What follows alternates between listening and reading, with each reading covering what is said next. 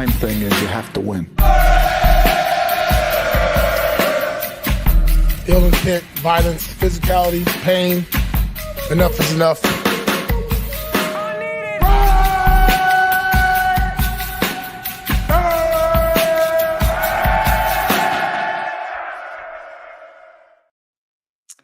All right, welcome back to the Just Win podcast. We are live after the Raiders lost to the Buccaneers 28-13. I'm Ted Wynn. That's Tashan Reed.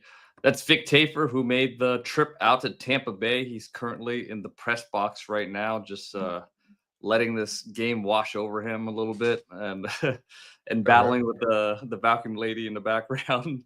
But it's all good. The Raiders.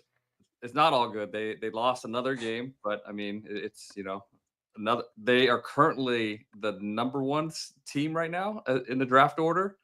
The Giants had an opportunity to win a game at the end, but Tashan Reed's boy let the Raider Nation down. Drew Lock had an opportunity to win the game at the end, but couldn't do it. 2 opportunities, but we'll talk about that later.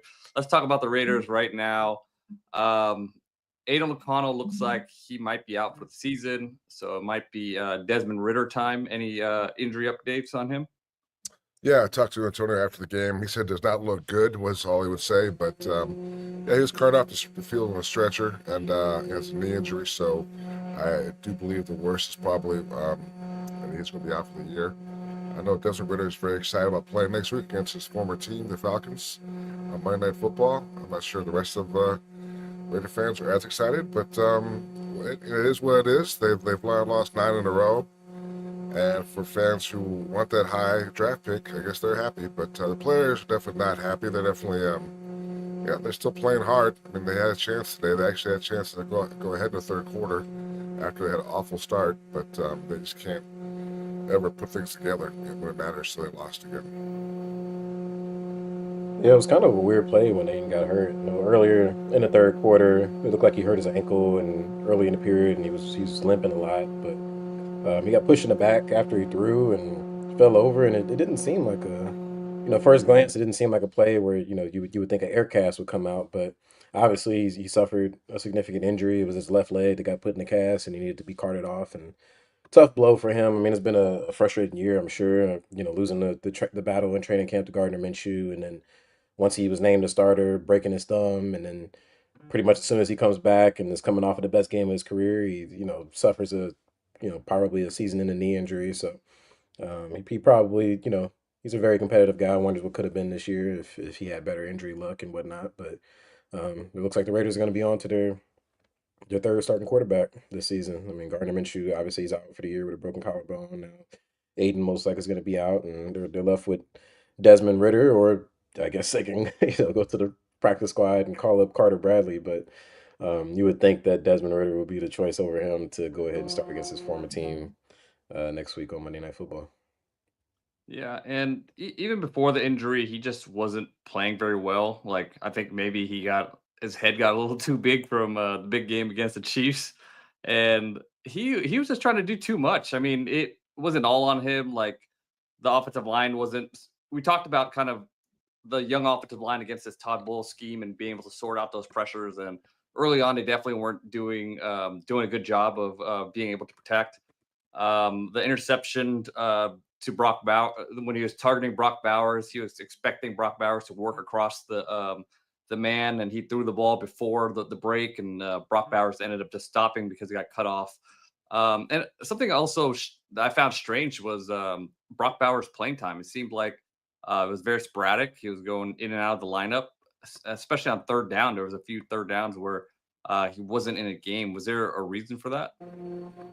No, I think they're trying to get him going. I think they definitely have trouble with the scheme. I think the Bucs did a good job against him as far as confusing him up, and I think they're trying to find different things that worked if he was off the field. But clearly towards the end, he had some catches toward the end. I just think, that one great Spider-Man grab. But, yeah, obviously he wasn't as big a factor as they would have liked, but he still set the record for most catches by a rookie tight end. So it's made some history today. But, yeah, I don't think he was injured or anything. I just think it was the case where they're trying to find something that worked. Yeah, I mean, he still played 55 snaps out of 64, so he was on the field for the vast majority of the game. They did have some situations where it was weird, where he wasn't out there, like that 3rd and 2 that they had. I forget what quarter it was, but they did like a quarterback sneak with Aidan O'Connell on 3rd and 2 for some reason and took Mark Bowers off the field. So there were a couple moments where I guess they chose to give him a breather that seemed to be a little bit curious, but it didn't seem like any larger reason or anything like that. But I mean, we've talked about it before. They've had these moments where they go these long stretches without getting him the ball. I don't think he got his first target until like halfway through the 2nd quarter, and teams are definitely preparing for him in a different way now. Giving him extra safety help and double teaming him and whatnot. So it's more difficult to give him the ball than it was likely earlier on in the season when he wasn't as much of a known commodity. But you got to find a way to get your best players the ball, and the season's lost obviously, and it is what it is. But when it comes to the offense trying to be successful moving forward, they got to find a way to work him in more consistently.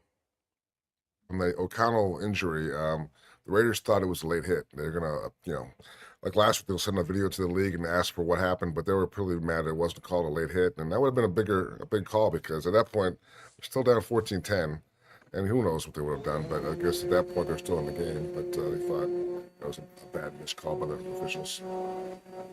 Yeah, it was most definitely a late hit.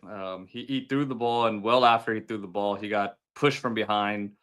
Yeah, and with the way the quarterbacks were protected, I was definitely surprised that that wasn't called, especially with the back judge right there to see it. But like you guys said, it's an unfortunate year for Aidan O'Connell, and maybe the last real shot he gets at being a starter in this league. I mean, it's kind of hard if the Raiders draft a quarterback, which it seems like they will. It's hard to imagine seeing him back out there as a starter unless there's an injury at any point. So, stinks for Aidan. But one player that definitely has taken advantage of his opportunities is Sincere McCormick. And he was awesome today. I mean, the Bucs have a very good run defense. Their secondary is leaky, but their run defense is very good.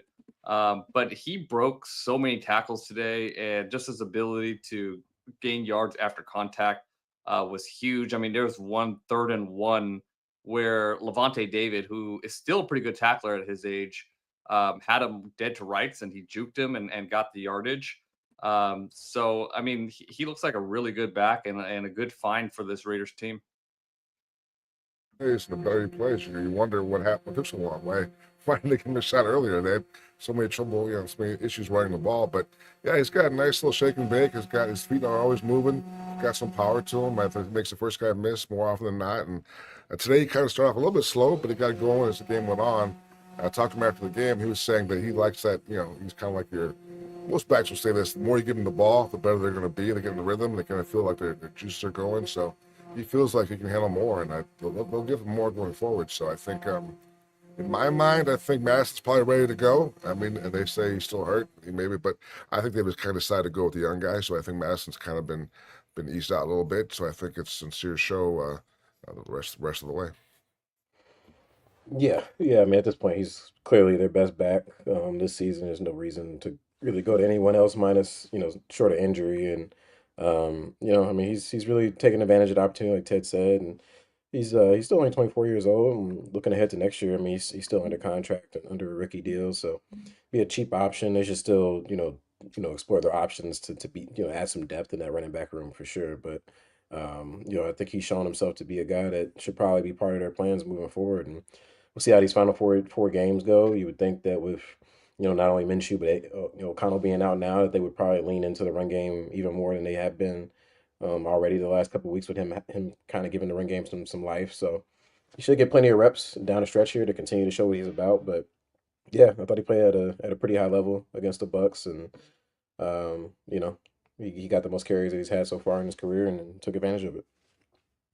Yeah, he finished with 15 carries for 78 yards, 5.2 yards per carry, and a lot of those were hard-earned yards. They weren't easy. He was dealing with guys in the backfield, breaking tackles, and who finished second in rushing yards today? Aidan O'Connell, 6 yards rushing. He got one first down with his legs, and it seemed like it took 10 seconds for him to run 4 yards, but he got there, and he might have hurt himself on a play, but it was a hard-earned first down. Maybe he's doing some serious vacuuming. I apologize for the background noise. Yeah, he doesn't need to run too often. That was tough to watch. But yeah, I mean, keep feeding Sincere. I thought that it's kind of unfortunate how it turned out, but on that 10-minute drive that they had to start the third quarter, I mean, they were really feeding the ball to Sincere, whether it was handoffs or throwing him short passes, and he was making the most of it. And the drive went up in flames because O'Connell threw that pretty bad pass that was targeting Brock Bowers and got picked off, so they ended up getting nothing out of a 10-minute drive, which pretty insane. But it was just that type of day, and it's been that type of season for the Raiders offense.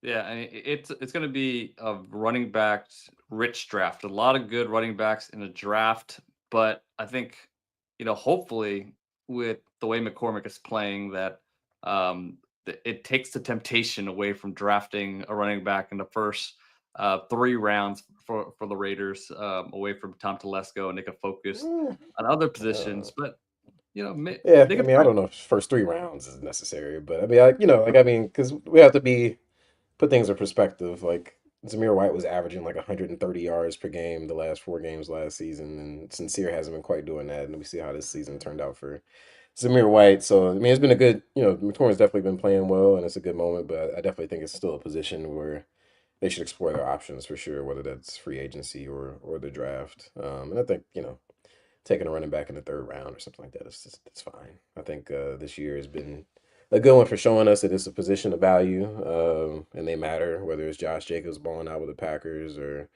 Derrick Henry with the Ravens or Saquon Barkley with the Eagles. I think people have gone a little bit too far with the running back stuff. But you know, I will say someone had a good point. I forgot it was I think it's on Twitter, but all three of those backs, like if Jacobs is still on the Raiders, Henry's still on the Titans, Barkley's still on the Giants, those teams still stink. So I mean, I don't know if those guys will make a huge difference if they're on the same teams this year. But it is nicer on the better teams than ever showing off. But yeah, I wouldn't say they'd make a huge difference if they were still on their old teams. But I'm a big running back guy, so running backs definitely matter. yeah, I mean, like, those teams suck. So, like, it's only so many players that are going to make that much of a difference. But I don't give them a pass because, like, oh, we suck, so the running back wouldn't be good here. Like, oh, it's your fault. Be better. Right, But they try to pass off the blame on the running backs. Like, oh, he's going to run out. That's why we don't want to pay him. Like, right. nah, your team shit. So, I mean, I think the running backs get a bad rap. I agree. I agree. I mean, to me, a good running back or one that you would have to pay is a good cherry on top because, yeah, you have every position set. You have a good offensive line. It makes sense to pay a running back if you have the cap space. But if you are a bad team, then I just don't think you should put high amount of capital into the running back position. But I mean, that's why finding a guy like Sincere McCormick is good for the Raiders because I think you could go into next season with him as a starter. Obviously, you want to upgrade that position, get some good backups and whatnot. But like, you don't have to invest high capital into it because you found a guy like McCormick that I think could function this offense and potentially could be a very good back. We'll see how it continues to play. But what the defensive side of the ball, I thought they after they gave up 14 points, they played hard. I mean, this is a good Buccaneers offense, and they pretty much stuffed them for most of the game up until the end. After that kind of disastrous start. Vic, you muted. You muted. You muted, Vic.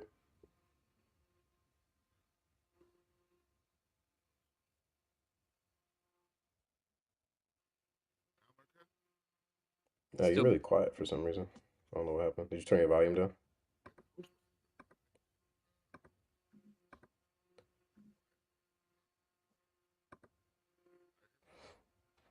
Technical difficulties. No.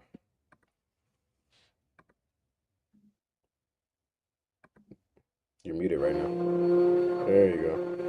Now, loud and clear now. Yeah, got you with I was saying that I think the Bucks clearly saw something on film because they won the toss and they asked for the ball first and they marched down the field twice before they knew what was going on. It was 14-0. So I think they might have saw something in the pressures or the blocking schemes they liked. And a couple players mentioned it on defense that they made some adjustments. I think they changed their coverage a little bit, changed how they were rushing. But clearly, the first two drives, they were definitely Bucks knew what they wanted to do and they did it well. So good credit to Patrick Graham for making some adjustments. The players responded, started winning the battle of the trenches, and made some takeaways, like 3 takeaways.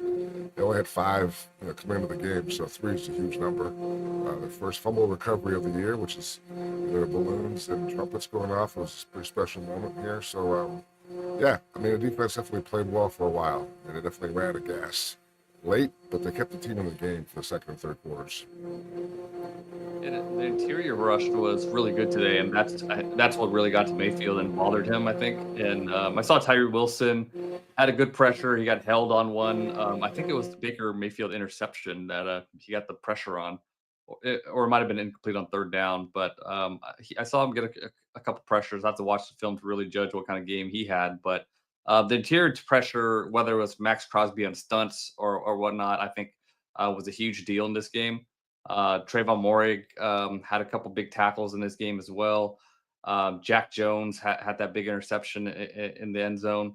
Yeah, so credit to them. I mean, no matter what, these guys are playing hard and they're leaving it on the field, and that's not easy to do when you're losing and on the losing streak they're on. Yeah.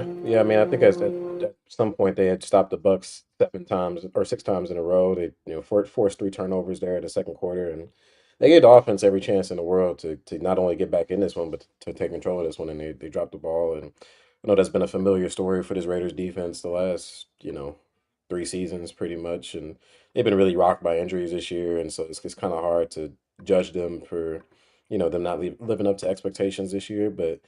They had guys making plays all over the place against what's been one of the better offenses in the league the whole year, and so I think you got to give the defense a lot of credit. Not just for this one, but the last couple of weeks. I thought they played pretty good against the Chiefs as well on Black Friday. So um, can't say these guys are quitting. I know that's a low bar, and you would hope that every team in the league is giving the full effort, but we don't always see that. I think we saw that at times last year under Josh McDaniels where that waned, and that hasn't been an issue, and that's probably really the only thing that Antonio Pearson and the coaching staff can hang their hat on right now is keeping, the effort going. Yeah, I mean, this could have very easily gotten out of hand if they didn't kind of knuckle up and start playing the way that they wanted to play. So good job on them. And another issue that we have to talk about because it's come up again is Antonio Pierce's game management. Another game where he's made bad decisions and it's cost the Raiders. And you could roll your eyes as much as you want because we get it. The Raiders aren't really trying. I mean, they want to win these games, but winning is not really the great thing for them.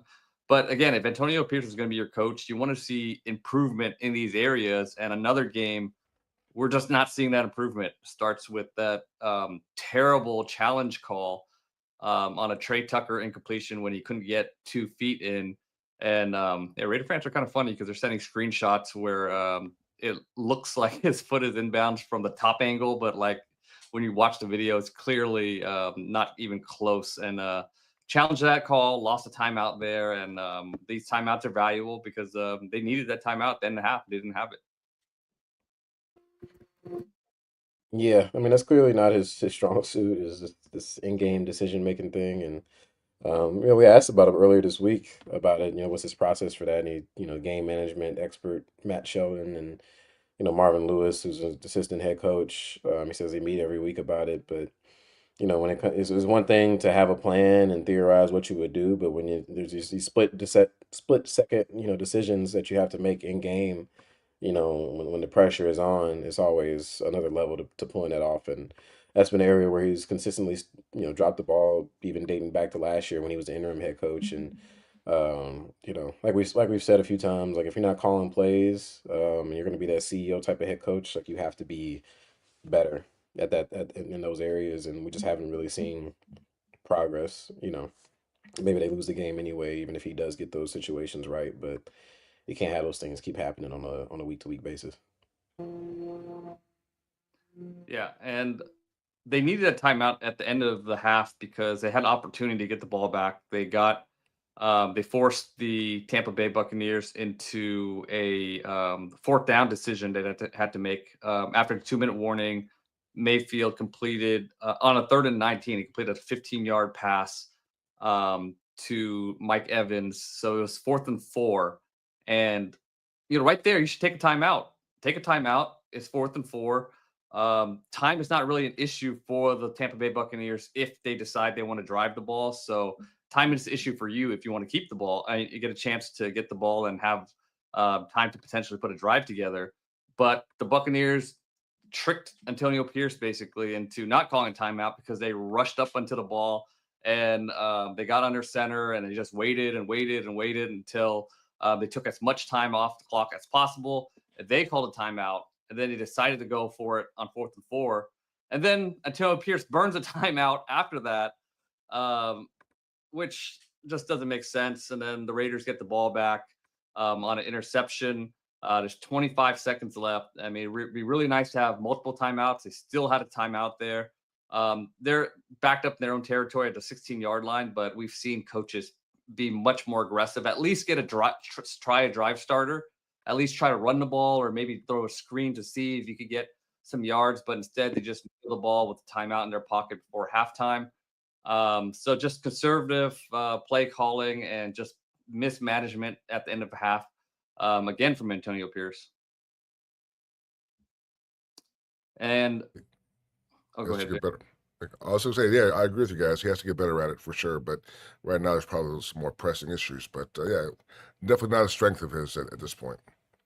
Yeah. And another issue, another mistake was the Raiders are trying to get the ball back in a 2-minute drill.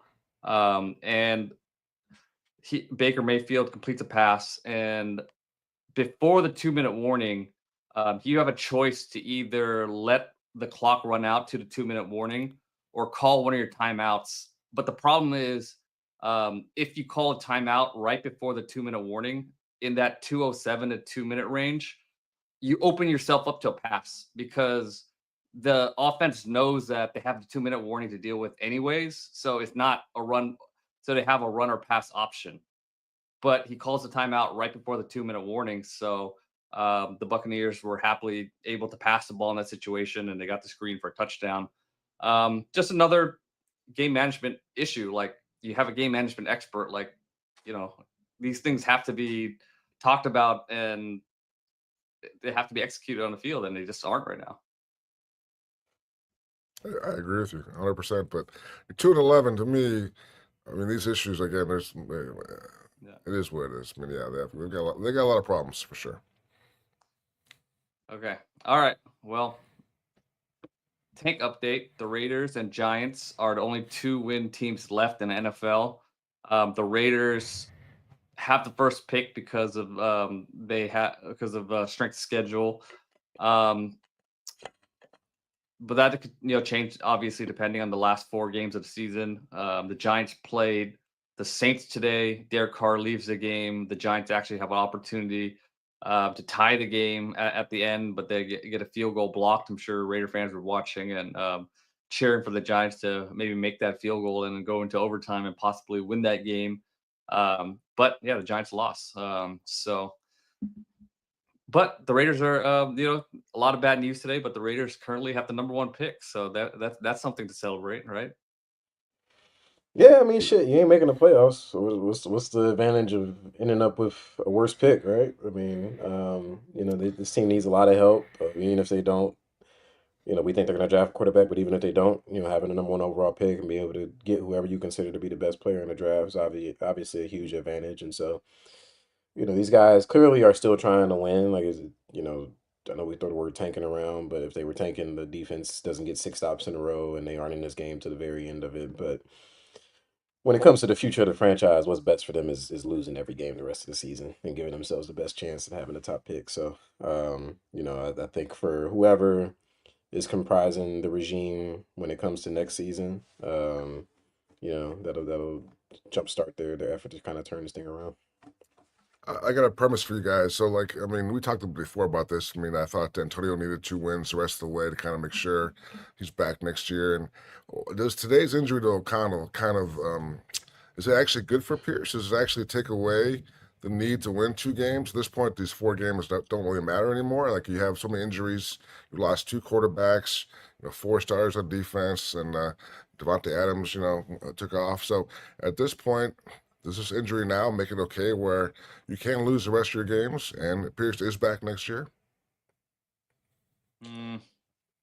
Eh, I don't know. I I don't see. think it makes that much of a difference, really. Like I think this losing streak obviously started long before Aidan O'Connell or Gardner Minshew got injured, even, and so this season has been lost for quite some time. And quarterback or not, like a lot of these in-game decisions and game management issues that AP has had, we haven't seen growth in that area, and that was, I remember this time last year when I talked to Mark Davis at the owners' meetings in Dallas about, why he got rid of McDaniels. Like one of his biggest things was timeout usage and game management. Like he Oh, said was really? driving him crazy. Oh, that's Said it was interesting. driving him crazy when he was, watching the games. And so I can't imagine he's enjoying what he's seeing right now. And so I don't think AOC going down is gonna help him skate when it comes to that. So if it is 2 more wins that he needs to keep his job, I think he still probably needs those 2 wins.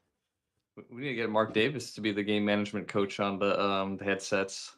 Yeah, Yeah, maybe he can help Antonio Pierce out. that's what you want. No, you don't want that. Yeah, maybe it's more impressive, or it builds his case if he could win the game with Desmond Ritter, the third string quarterback, right? Yeah, I guess. I mean, it's going to be tough, but yeah. Yeah. I mean, it's just funny that the Raiders preach turnover so much, but all three of their quarterbacks have been turnover machines. I mean, Desmond Ritter's been a turnover machine all his career. Aidan O'Connell was lucky not to have more turnovers in this game. A couple dropped interceptions just because the ball touched the ground on the way down. And we know what happened with Gardner Minshew. So, yeah, that's rough. But let's get into fan questions now. Cool. All right. First question from I'm not gonna say that Dick Everly. Questions. You're not gonna say his first name. Could be a real name. I don't know. Come on, man. Questions in case I am lucky enough to be selected. Thoughts on non-quarterback needs, players you want to see the team re-sign. Is Sincere the man going into next year? I think Sincere definitely should be one of two. A lot of teams now have 2 running back systems, so I think he definitely earned a spot as one of those 2 guys. I think so far, and I think the other needs. I think clearly we talked about their offense needs a jolt, either a receiver, maybe an O lineman or two, quarterback. I mean, I would say that's not one of the question, but defense. I think it depends who they bring back, but clearly they need some guys who can make plays, like guys who are ball hawks and guys who can get some turnovers, like they were pretty bad for today. So a lot of needs, but for me, the big ones are receiver and O line. Yeah, I think I'd probably say the same. Offensive line, receiver, even beefing up the defensive line. I know they played well the last couple of weeks, but pass rush has been ineffective for most of the year, and run defense has been kind of shaky. So this team, anytime you're 2-11 and lose 9 games in a row, you have a ton of needs besides just quarterback, of course. And in terms of free agents, we've talked about it. They have a lot of guys set to hit the open market. You would think, we spoke about him having a good day today. Trayvon Merrick would be a guy that you would expect for them to try to bring back. Robert Spillane, um, Devon Diablo is going to be a free agent. Maybe they're interested in him. Malcolm Kuntz is going to be a free agent. I know he missed this year with a torn ACL, but had a really good year in 2023. Is he a guy that you bring back coming off the edge? So you're gonna have some decisions to make. They have a ton of cap space, but you can't bring everybody back, of course. And I agree with Vic on McCormick. Like I think he's under contract for next year, so he's gonna be back. But I still think they should try to find a back who could supplement him and take some of that load off of his shoulders as well. Yeah, I mean, we still have some games to evaluate this young offensive line, and they finally have some continuity, and there have been improvements. Todd Bowles' scheme is just kind of hard to figure out for this young line, especially on a road. But I want to see DJ Glaze continue to improve. If not, I think right tackle's a need. If you have a chance to get a really good guard, like an all-pro style guard, those are expensive, but they can make a big difference in this league that plays a lot of soft defense, lighter bodies. I think wide receiver is a big need. Jacoby Myers is good, but I mean, you see what he's doing with all the attention Brock Bowers is getting. So if you get a big play guy in there to complement Brock Bowers, then that could be good.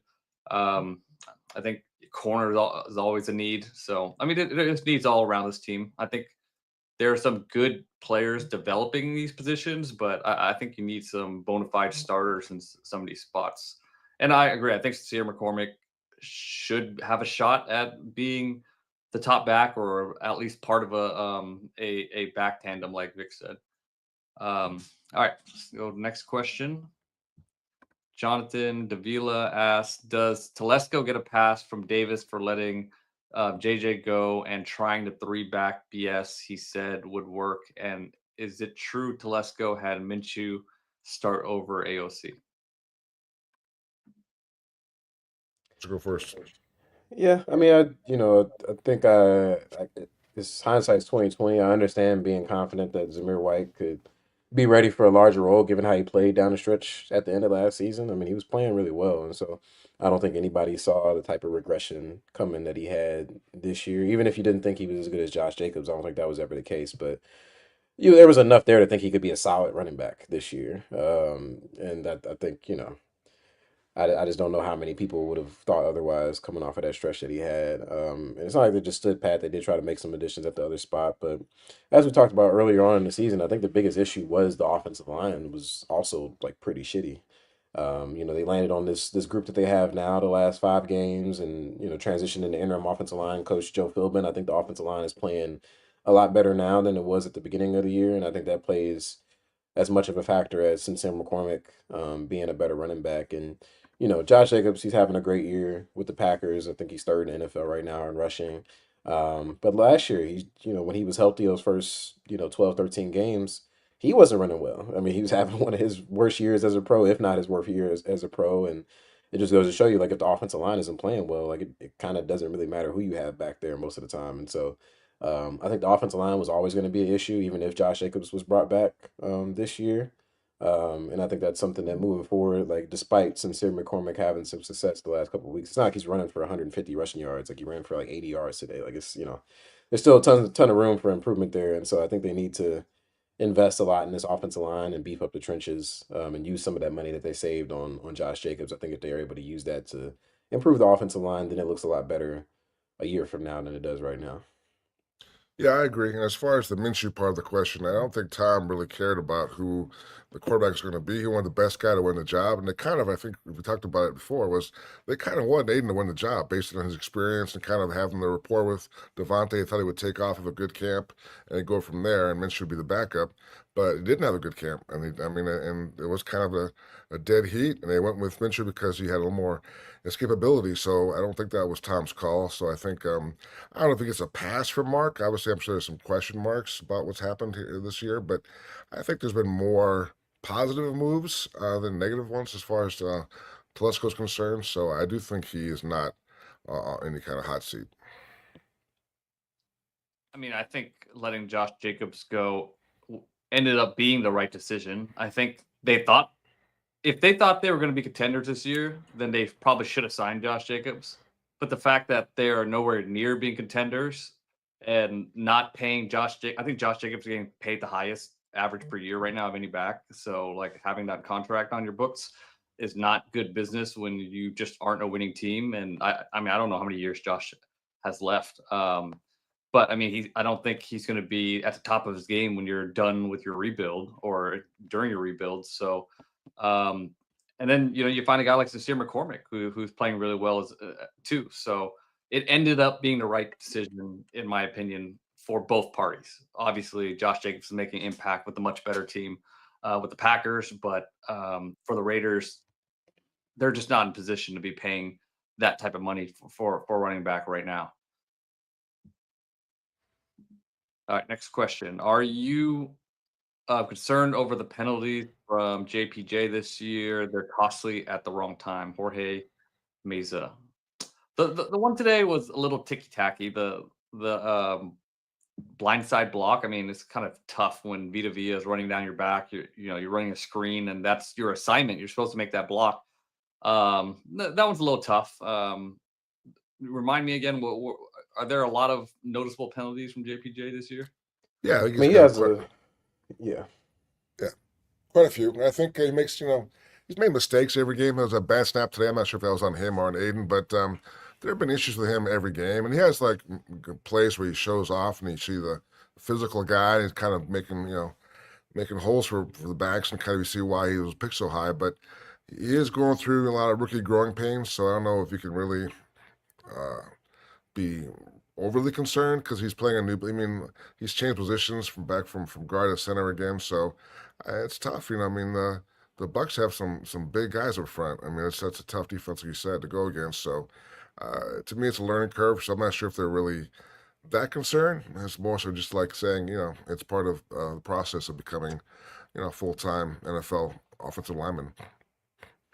Yeah, right now he has 11 penalties, which is tied for the fourth most in the league. So, he's been pretty heavily penalized this year, and not all of those are of this variety where it's like unnecessary roughness or some, sort of aggression penalty. But it has been something that, I mean, he's tried to get better at being under control of his emotions. I mean, he talked about that after the botch snap against the Chiefs last week. He kind of lost it when the ref, changed the call to an illegal shift, and he was saying, he needs to get better at that in that area of controlling his emotions and kind of, being more professional and whatnot. And like you said, today, it was more of a ticky tack foul, so I don't think that's really what the case was. But big picture, I think it's something that he needs to improve on moving forward, and he's aware of that.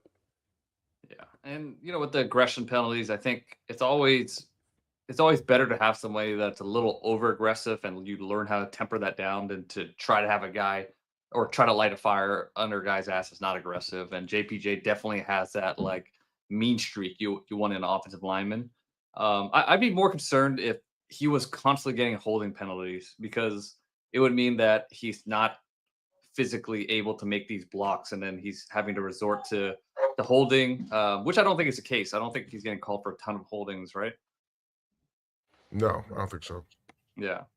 So I think these things are, you can learn to kind of temper them down and get them out of your game. Holding is a little tougher because, like I said, if you're holding a lot, it's just like you're not physically able to do it, and you kind of have to cheat to be able to in order to compete.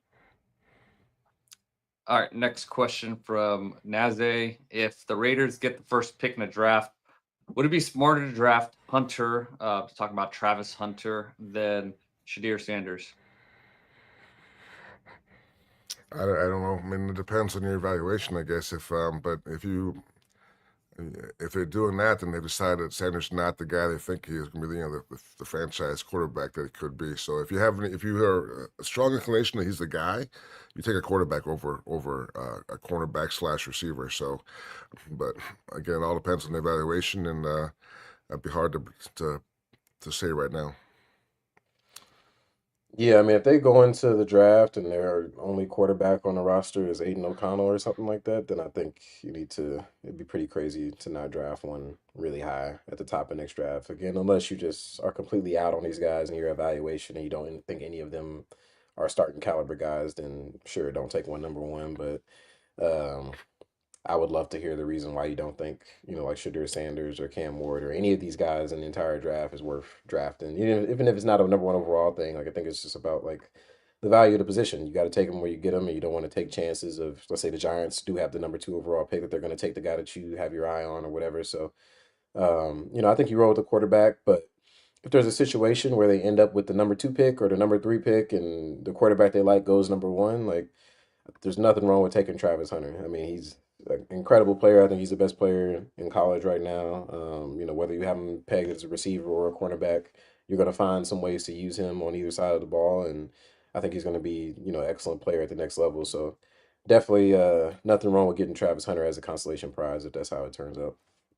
Usually depends on who else you like in the draft. Like, say if there's a quarterback they like, maybe a second round type quarterback, then they can take Hunter in the first round and get a quarterback later. So kind of you always weigh what you can get in round 2 versus round 1 and the value and what your needs are. So I think they'll evaluate the whole quarterback class and they'll have some favorites. And I think then you weigh in how much better is this guy now than this guy is, and what's the future, what's the ceiling on this quarterback versus Sanders. So there's all kind of things that you have to weigh against each other when you make those kind of decisions. Yeah, and quarterback evaluation for this class is going to be all over the place, as we mentioned. But I mean, if you don't think that there is a quarterback ranked above 15 in your big board, then it's tough to reach that far into the number one pick and pick some guy that you have maybe ranked 20th in your big board, but is your top quarterback. So yeah, and in that case, then you might want to go to the second round, but you have to get a quarterback at some point in this draft. But I mean, it's still a long process. I mean, there's guys like Drew Aller from Penn State that can make a ton of money for himself if he performs well this postseason. And like if he does perform well, maybe he puts himself as a name that's up there with the rest of the guys. We've seen C.J. Stroud kind of make a lot of money for himself against Georgia. So there's still some games to go and still a whole evaluation process. So we'll see. All right, last question by True Raider. What's up, athletic crew? I heard Davis had a long chat with Antonio Pierce afterwards. Can you confirm? I cannot, because usually when that happens, Pierce is late to the presser. Today he was there pretty quickly, and then I was in the locker room after that. I didn't see anything. So if it happened, it must have been after Pierce talked to us. So normally when they have those long talks, it's before he talks to us. And they talk a lot. They talk after games often. So it's not really, I would say, a huge deal, but it wasn't noticeable today. So if it happened, I'm not aware of it. Yeah, I mean, Davis has done that pretty much with every head coach they've had since I've been here, at least. So it's not really Yeah. anything unusual. But when it comes to Mark, I'm actually gonna get some time with him, or I'm expected to, down at the owners' meetings in Dallas next week. So should have some stuff on the athletic and social media and whatnot about what he's feeling about Antonio Pierce and kind of the larger state of the Raiders coming soon. So we'll get some more thoughts from Mark Davis coming. There you go. Stay tuned. Yeah, just have him on the headset. That way you don't have to have long talks with him afterwards. You can just talk to throughout the game. That'd be great. Yeah. All right. Well, thank you for joining us on another live edition of the Just Win podcast. It's been a hard season, but the Raiders have the number one pick. But we will talk to you guys again on Friday. Break down some Desmond Ridder tape. Excited stuff. Really? Oh, that sounds Yeah. exciting. I can't wait for that one. All right, cool. All right, guys. We'll talk to you later. All right, y'all. Hasta la vista. The vacuum lady took off, so she says bye also. But take care.